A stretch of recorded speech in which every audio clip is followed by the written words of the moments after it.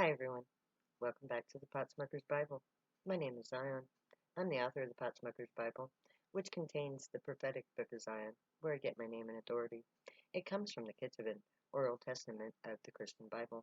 I use the King James Version of the Bible to put together the prophecy of Israel from this testimony of the various prophets of the Old Testament. It became the Book of Zion. In order to publish the Book of Zion, I had to write the Potsmoker's Bible as a commentary. And in order to finalize my last thing to do on my How to Become Zion list is to publish peace, which is exactly what I'm doing right now.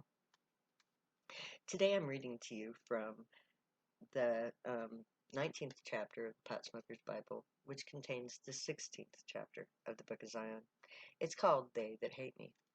I'm going to take up where I left off. My people are beginning to be accepted for who we truly are.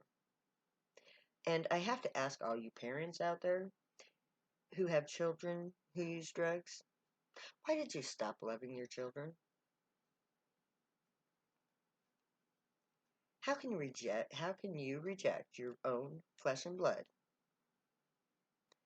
at the word of the state? I'd really like to know that. Why don't you listen to your children? Hear their side of it. What changed? How are your kids different? Why do you reject them now? Do you truly love us? Can you truly see us and say, you love us as we are? My people are the victims. I have witnessed the suffering of my people. It's real. We are hunted like animals, and we have to guard ourselves and our words and actions. We're scorned and ridiculed. We're told that we're a problem. We're stripped of our property. Our children are taken away from us. We are imprisoned, stripped of our rights. We can't get a decent job. We can't even go to a doctor. How can you say that we aren't victims? My people may be different than you, but when did that become a crime? We may break true laws, but so does everyone else. We don't do anyone any harm. We stay to ourselves. We work for a living. We pay our taxes. We try to raise our children. So really, how are we so different from you? What makes drugs dangerous? When you use drugs, all what makes drugs dangerous? When you use drugs, all you do is alter your sensations. You enjoy the effects on your body. It's a good time. That is all that it is. We use drugs to feel good, to enhance our emotional states. And we like it when we get together. So, what is so dangerous about having a good time anyway? I'd like to know that. Any damage that is done to the person using the drugs. When I do drugs, I harm no one but myself. I know that doing drugs can be dangerous to my body. I know it alters my mind. That's why I do it. And really, it is my choice. My body, my mind, my life. Who suffers from my good time? Besides me. And do I really suffer? I don't see it as suffering. Now, I'm not saying that overdosing on drugs or becoming an addict is okay. It's not. It's an abuse. But drugs don't cause the problem. People who abuse drugs do. So it's not, um, and it's not to hurt themselves normally, but to numb the pain that they already suffer from. These people have emotional problems that need to be addressed and cured. End the social causes for the emotional damage, and you'll end the overdoses and the addictions. No one should use addictive drugs unless they do so in a safe way. I have used different drugs throughout my lifetime. I was doing meth when the first time I wrote the Book of Zion. The second time I was in prison and sober. The book is the same basic book. My use of meth did not alter the book, but I don't recommend using addictive drugs because addiction is not viable and it can't be sustained. That being said, I will stand up for all who do drugs, even alcoholics. Drugs aren't the true measure of the person. Their personal conduct is what determines their morality. If you use meth or cocaine, great, just as long as you do good and harm none. Drugs are party favors, the fuel of our celebrations, the fireworks of our souls, so to speak. We do drugs to celebrate life. Drugs aren't supposed to be life or death issues. Drugs are for fun.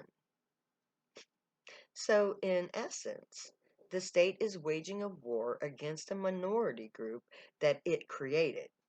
This minority group uses drugs to have a good time. The state, for that reason, has the right to take everything of value from us. They have the right to take our children from us and to use them to entrap us.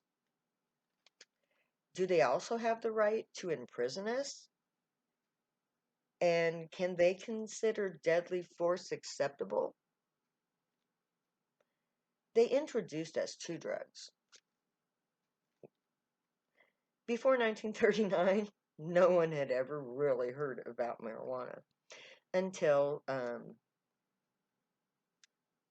60s. No one knew about the government created LSD. Meth was created by Hitler in World War II, made popular by its media coverage. Oh, and I personally learned about ecstasy by watching the news.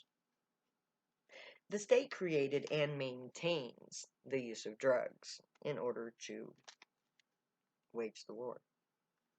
The war on drugs will end only when my people stand together to demand a fair and impartial trial. We have the right to defend our rights as citizens of the nations we belong to, or we are a separate nation in reality, in a state of war. Either way, the war on drugs will end. If we were to win a trial, we would be exonerated by the facts that we're innocent, the victim of the state, as will be the case according to the Torah or Ketuvim. Or we will declare ourselves our independence and engage in the war.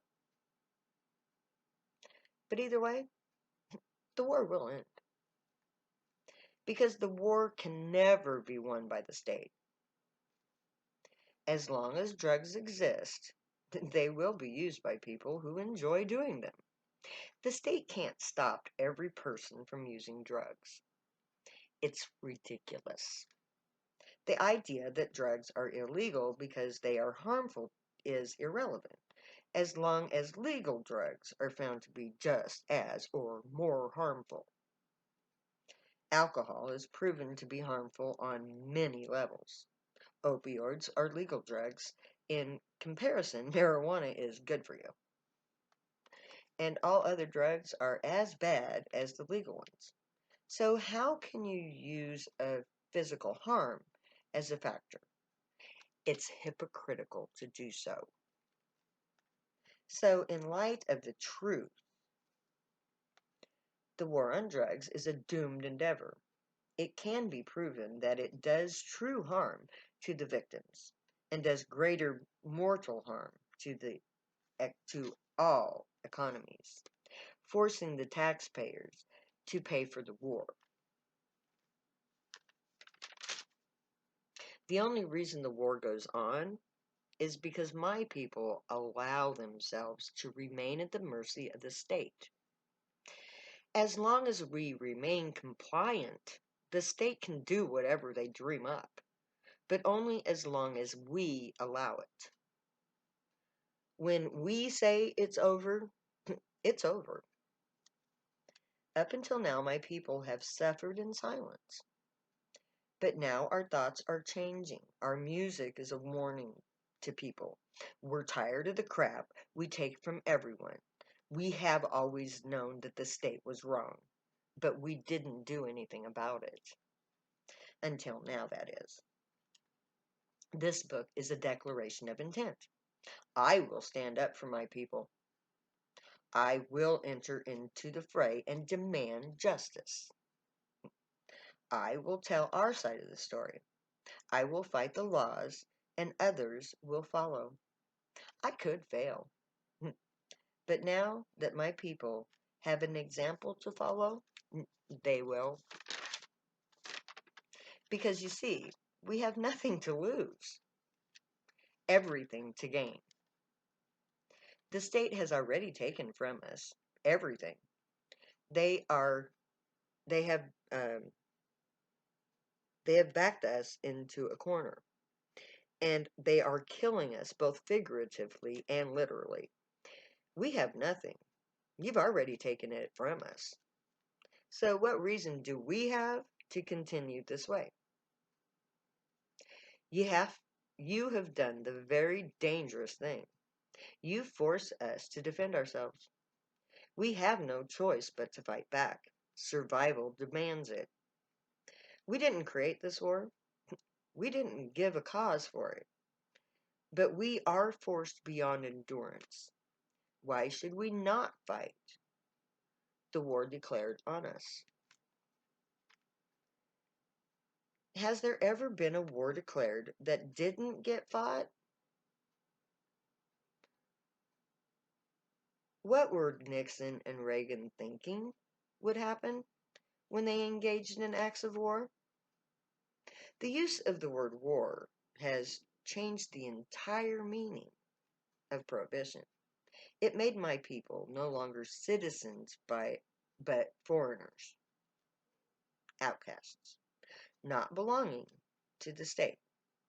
So what other nation has refused to fight a war declared on them? My point is that my people are in fact a separate people. And by the admission of Ronald Reagan, we are a sovereign nation in and to ourselves. Even if my people don't choose to act on my book, that fact remains. The American government created us. Then they abused us. And in 1982, they gave us a unique identity. What will the world do when we stand up as one to defend ourselves against those who abuse us? What can anyone do? According to the propaganda, we are capable of anything. There will be a lot of unjustified fear for that reason. But the reality I have in mind is as peaceful as our first protesters were in the 1960s. We can rise up without violence, contrary to the world's views. And here I'll end for the day. I'm going to begin with the dissertation next with Psalms 94, 3 to 6. So, may the Grey watch over you, guide you, protect you, and keep you from harm. May they teach you right from wrong, and may you be worthy of them. May your thoughts, words, and deeds reflect truth, good, and light, the unicorn way. Find your joy and pursue it. Make that your guild. Stay happy and high. If you do use drugs, you know you have every right and reason to. Believe me, I know. I wrote the book. So I'm going to say later now, because I'll never say goodbye.